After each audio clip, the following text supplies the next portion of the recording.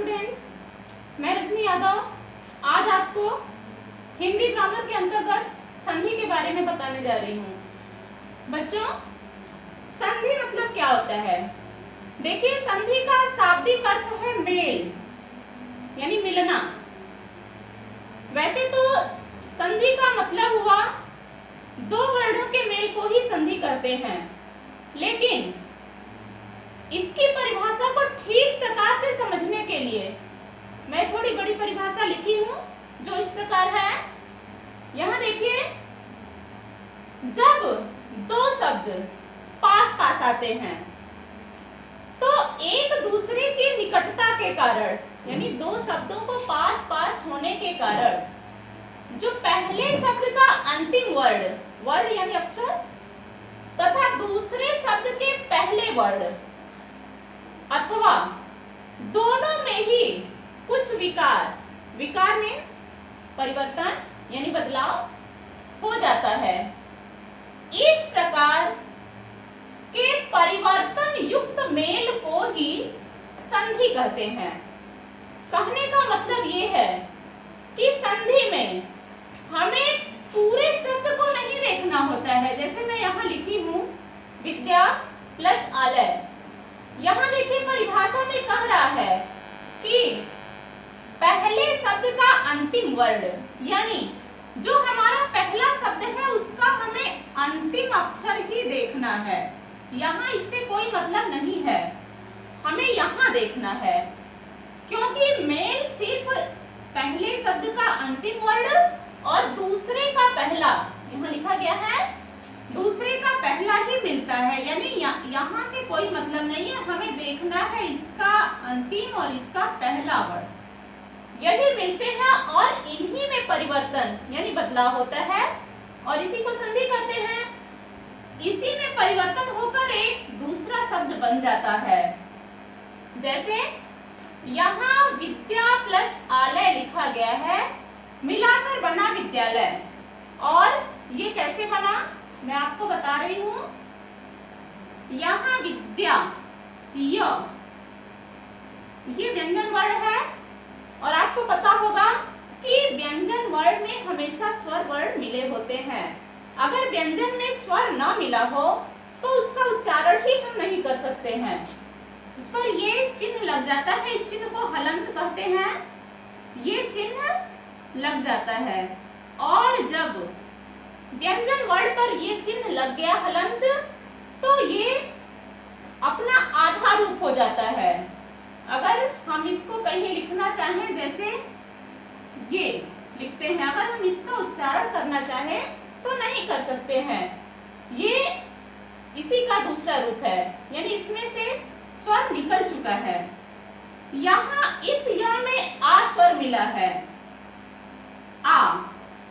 अब आपको ध्यान देने की बात यह है, हमें अंतिम वर्ड देखना है।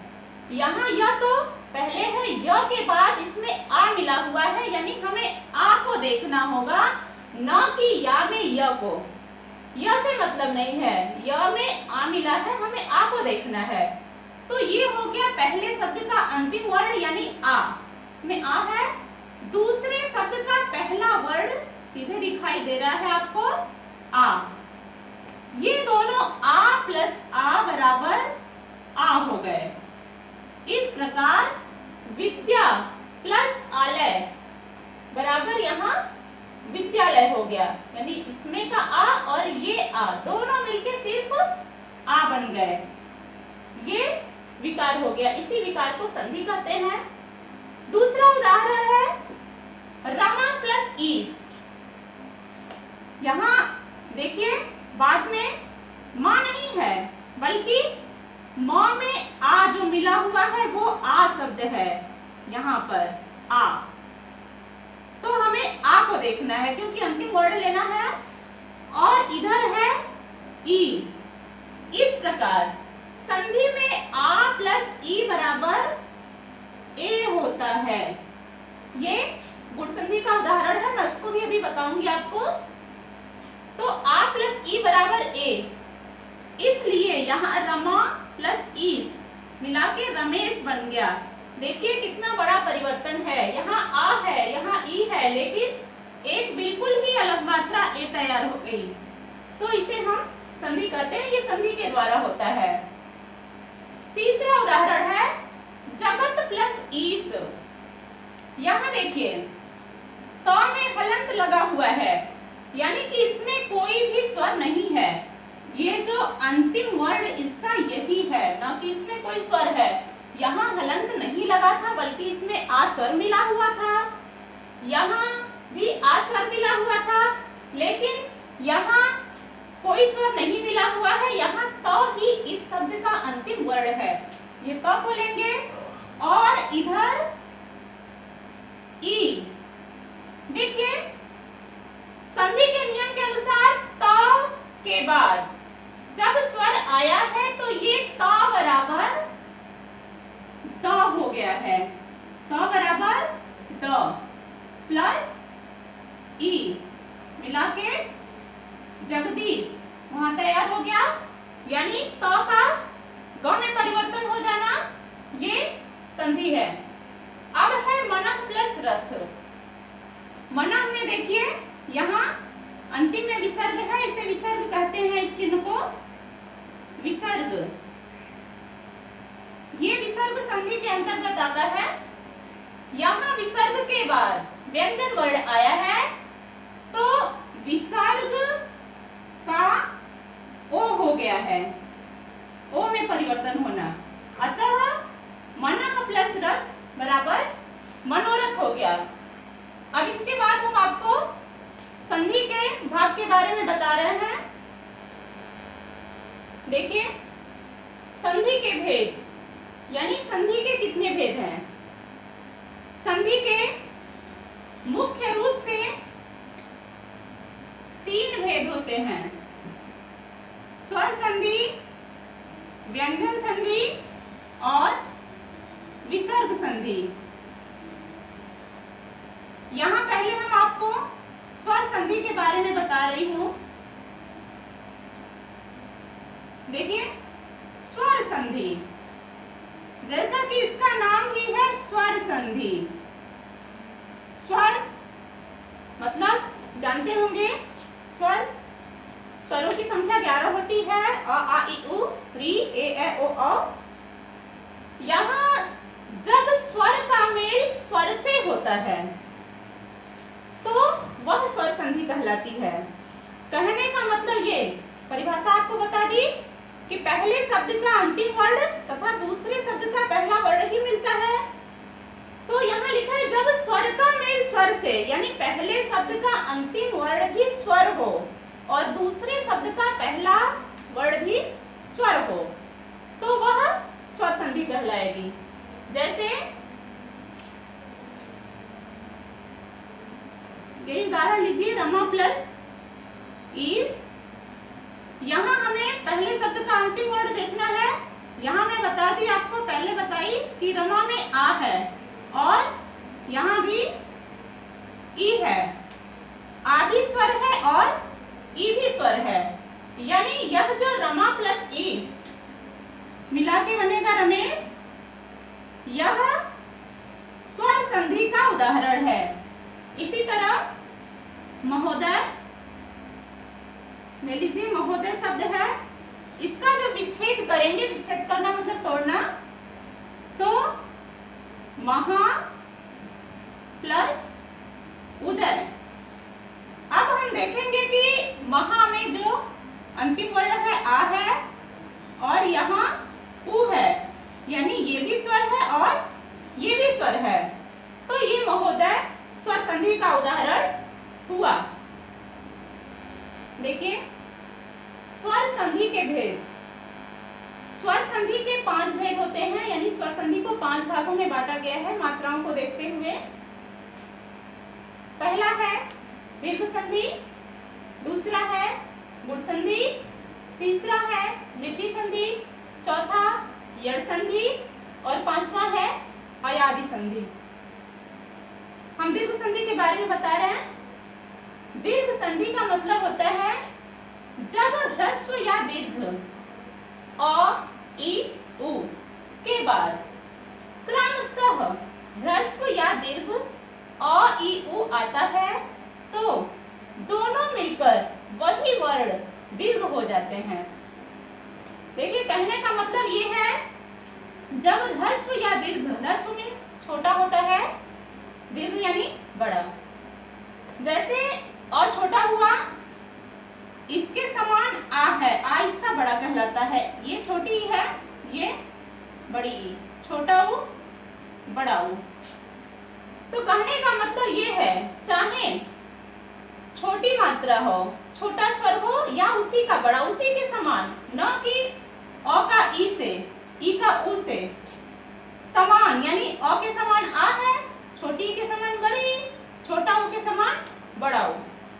इसके बाद क्रमशः, क्रमशः का मतलब क्रम से यानी पहले नंबर पे जो है वही, यहाँ पहले नंबर पे अ है, यहाँ भी पहले नंबर पे अ है, यानी अ के बाद अ, अथवा ह्रस्व या दीर्घ बोला है, चाहे छोटा या बड़ा, अ के बाद आ भी आ सकता है, आ के बाद अ भी आ सकता है। कहने का मतलब ये है कि संधि विच्छेद में पहले शब्द का अंतिम वर्ण और दूसरे शब्द का पहला वर्ण देखते हैं, तो जो पहले शब्द का अंतिम वर्ण है वो अ भी हो सकता है, आ भी हो सकता है, और दूसरे शब्द का जो पहला वर्ण है वो चाहे अ चाहे आ, इनका आपस में मेल हो सकता है। ये दीर्घ संधि है। दीर्घ संधि में समान स्वरों का ही मेल होता है, चाहे वो छोटा हो या बड़ा, ये चलेगा। तो वो दोनों मिलकर वही वर्ण दीर्घ हो जाता है, यानी अ से अ का मेल होगा जब, तो अ प्लस अ बराबर आ हो जाएगा। अगर पहले शब्द में आ है शब्द के अंत में और दूसरे शब्द का पहला वर्ण अ है, तब भी ये मिला के आ हो जाएंगे, क्योंकि इसका नाम ही है दीर्घ संधि। दीर्घ मतलब होता है बड़ा, यानी लास्ट में इसका जो आंसर आएगा वो बड़ा ही होकर आएगा। अगर पहले शब्द के अंतिम वर्ण में आ है और दूसरे शब्द का अंतिम वर्ण भी आ है, तो भी इसका आंसर आ ही आएगा, यानी ये आपस में समान है, इधर उधर कैसे भी रहेंगे, बाद में आ बनेगा। इसके बाद ई है, पहले शब्द का अंतिम वर्ण ई है और दूसरे शब्द का बड़ी ई या छोटी ई, दोनों मिलाकर बड़ी ई होंगे। इसको मैं बता रही हूं। अभी अ का देखिए, यहाँ स प्लस अर्थक, यहाँ स यानी अ, स में अ है और इधर भी दूसरे शब्द का जो पहला वर्ण है यहाँ भी अ है, दोनों मिला के आ बनेंगे। इसका मतलब स प्लस अर्थक बराबर सार्थक, यहाँ स में आ हो गया सार्थक। उसी तरह विद्या प्लस आलय, यहाँ विद्या में आ है और यहाँ भी आ है, दोनों मिला के आ विद्यालय बन गए। इसका मतलब ये दीर्घ संधि के उदाहरण हैं, क्योंकि यहाँ समान स्वर आ रहा है और दोनों मिला के दीर्घ हो जा रहे हैं, बड़े हो जा रहे हैं। इसका अगला उदाहरण देखिए ई का, कि जब ई के बाद ई आएगा तब भी बड़ी ई, बड़ी ई के बाद छोटी ई आएगा तब भी बड़ी ई। यहाँ बड़ी ई यानी पहले शब्द का अंतिम वर्ण बड़ी है और दूसरे शब्द का पहला वर्ण बड़ी, तब भी बड़ी। और यहाँ छोटी यानी पहले शब्द का अंतिम वर्ण छोटी है और इधर बड़ी, तब भी बड़ी। देखिए उदाहरण जैसे मुनि प्लस ईश, यहाँ मुनि में छोटी ई है और इधर है बड़ी ई, मिला के बड़ी ई हो गई। अब इसको जब हम मिलाएंगे तो मुनीस यानी न पे ये बड़ी ई हो गई, ये दीर्घ संधि का उदाहरण हुआ। उसी तरह उ है, उ जैसे भानु प्लस उदय, मिला के यहाँ छोटा है लेकिन इसका देखने को मिलेगी। जैसे आ, बड़ी ई, बड़ा ऊ, यानी ये चाहे छोटे हो या बड़े, लेकिन जब मिलेंगे लास्ट में तो ये बड़े ही बनेंगे। ये मिला के 9 पर बड़ा ऊ हो जाएगा। अगर हम इसको ऐसे लिखते हैं तो ये गलत है।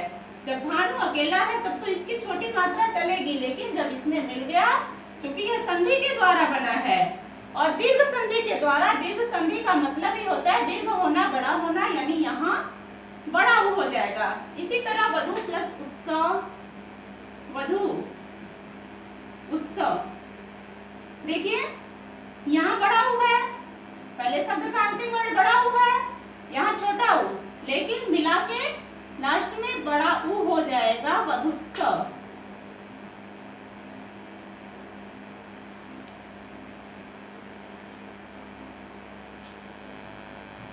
देखिए अब गुण संधि। गुण संधि की परिभाषा है जब अ या आ के बाद ई या ई यानी छोटी अथवा बड़ी, उ या उ अथवा री आए तो दोनों मिलकर क्रमशः ए, ओ तथा अर हो जाता है। कहने का मतलब ये है कि जब अ या आ के बाद ई या ई आए तो ए बनेगा। जैसे अगर अ के बाद ई आ रहा है तो भी ए बनेगा, अ के बाद बड़ी ई आता है तो भी ए बनेगा, आ के बाद छोटी ई आ रहा है तब भी ए बनेगा, और आ के बाद बड़ी ई आता है तब भी ए बनेगा। जैसे गढ़ प्लस ईस, यहां देखिए गढ़ में यहाँ अ है, आपको पहले शब्द का अंतिम वर्ण ही देखना है। यहाँ अ है और इधर दूसरे शब्द का पहला जो अक्षर है वो ई है। आपका नियम है कि अ के बाद अगर ई आता है तो मिलाकर क्या बनता है, ए बनता है। इस प्रकार यहाँ अ निकल चुका है और यहाँ से ई भी निकल चुका है। आपके पास बचा क्या है, ग, ड़ हलंत बचा है और यहाँ सिर्फ स बचा है, प्लस ये दोनों मिलाकर ए बना है। तो यहाँ ए मान लीजिए लिख के समझ सकते हैं, और श जब इसे हम मिलाएंगे तो ग, रे, श। इस प्रकार गुण संधि के उदाहरण से गढ़ प्लस ईस बराबर गणेश, यानी गणेश शब्द में गुण संधि है। उसी तरह महा प्लस ईस भी कर सकते हैं, महा प्लस ईश। देखिए यहाँ आ है और यहाँ ई है, दोनों मिला के ए बन गए। इसका मतलब महा प्लस ईस बराबर क्या बनेगा, आ ई मिलके ए बन चुका है। आपके पास ह आधा बचा है, जब ए स्वर मिलेगा तो ह में ए हे हो जाएगा। यहाँ स बचा है महेश, यानी महेश गुण संधि का उदाहरण है। अब देखिए उ या उ, इसी तरह उ या उ, देखिए उ या उ का उदाहरण करें। अ या आ के बाद उ अथवा बड़ा उ आता है तो दोनों मिला के क्या बनेगा, ओ बनेगा। क्रमशः बताया है ओ बनेगा। जैसे चंद्र प्लस उदय, यहाँ देखिए चंद्र अ, इसके बाद में क्या है, अंतिम वर्ण अ है और इधर उ है, मिला के बनेगा ओ। इस प्रकार चंद्र प्लस उदय बराबर चंद्रोदय।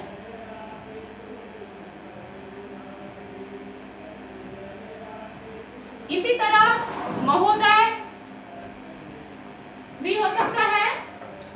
आगे देखिए री, करे अ या आ के बाद री आए तो दोनों मिलकर अर हो जाता है। जैसे देव प्लस ऋषि, देव प्लस ऋषि। यहाँ बात का तो देखना नहीं है, हमें ये देखना है और ये देखना है।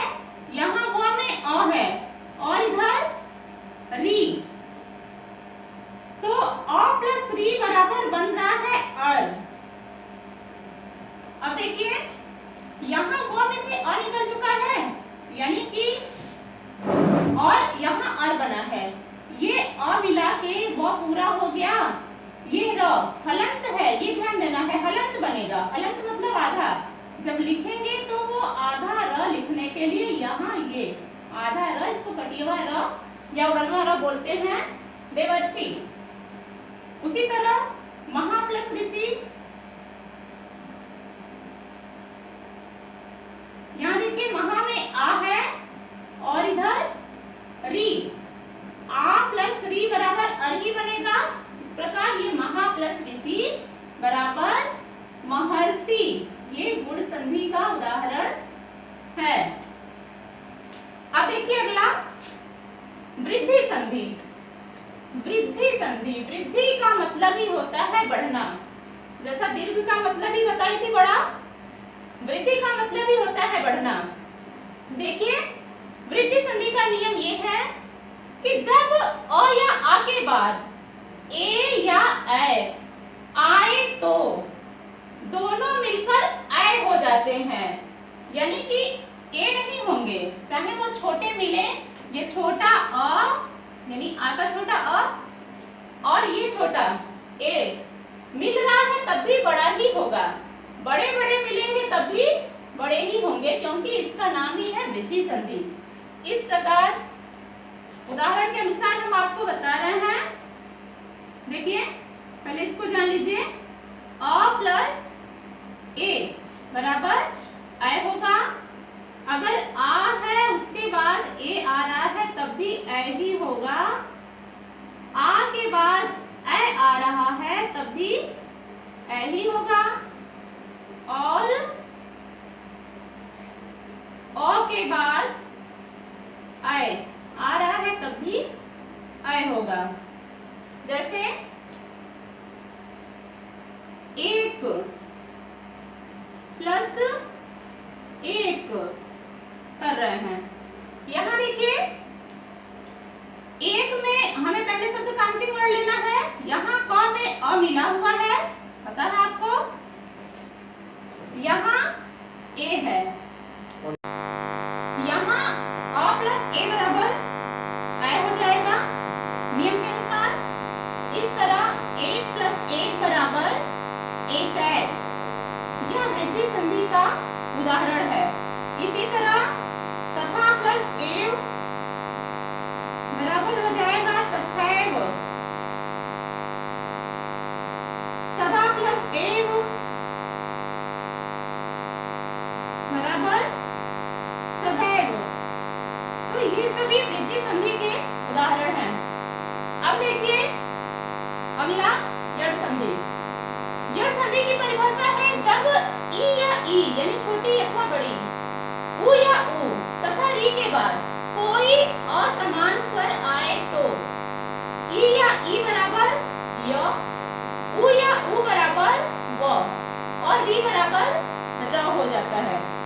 कहने का मतलब ये है, यहाँ कह रहा है कि ई या ई, उ या उ, री के बाद कोई असमान स्वर आए, यानी पहले शब्द का अंतिम वर्ण हमें ध्यान से देखना है कि पहले शब्द का अंतिम वर्ण ई, उ, री और जो दूसरे शब्द का पहला वर्ण है, इनसे समान ना होकर कोई भी हो सकते हैं।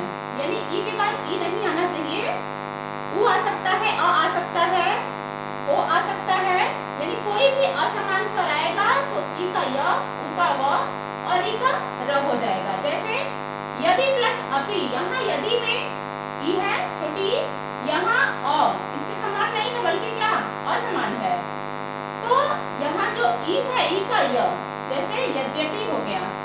उसी तरह सु प्लस आगत स्वागत उ व बन गया। अति प्लस अंत, यहाँ अति में जो छोटी ई है असमान स्वर के आने के कारण ई का य बन गया, तो हमें से स्वर ई निकल गया इसलिए क आधा हो गया अत्यंत। इसी तरह अनु प्लस 61 बराबर अन्वेषण। री पितृ में री है, री के बाद असमान स्वर आया है इसलिए पितृ प्लस उपदेश बराबर पितृपदेश। अब अगला देखिए अयादि संधि, ये स्वर संधि का पांचवा है पर इसकी परिभाषा है जब ए ए ओ औ के बाद कोई असमान स्वर आए तो ए बराबर अय, ए बराबर आय, ओ बराबर औ और औ बराबर आव हो जाता है। जैसे ने प्लस अन, देखिए यहाँ नियम तरह की ए के बाद ए ए ओ औ के बाद कोई असमान स्वर आए, यहाँ नौ में क्या है ए है, ए की मात्रा लगी है, इसके बाद अ असमान स्वर आया है तो ए बराबर अय हो जाएगा, अय। अतः न ए निकल चुका है, आधा बचा है, ये अय बना है, न अ में मिलके पूरा न हो गया, य यहाँ अ में मिलके य पूरा हो गया, न ये तो जो का त्यों आ गया। इस प्रकार ने प्लस अन बराबर नयन अयादि संधि का उदाहरण है। उसी तरह ए का देखिए, जैसे न प्लस अक, न यहाँ ए आ गया, ए और ए बराबर होगा क्या आय, ए के बाद असमान स्वर आया है नियम के अनुसार, ए बराबर आय बनेगा, बराबर यहाँ हो जाएगा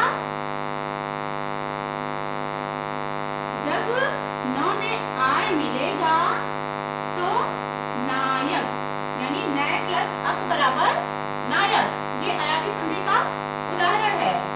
अब ओ का देखिए, जैसे को प्लस अन, ओ में ओ है, यहाँ असमान स्वर आया है, ओ बराबर अब हो गया, अब ये प में अ मिलके प पूरा हो गया, आधा बचा है, हलंत लगा है, प पूरा हो गया, वह भी इससे मिलके पूरा हो गया, न पवन, यानी को प्लस अन बराबर पवन, अयादि संधि का उदाहरण है। अब अ देखिए, जैसे भाव प्लस उक, यहाँ भाव में अ है और अ बराबर आव हो जाएगा,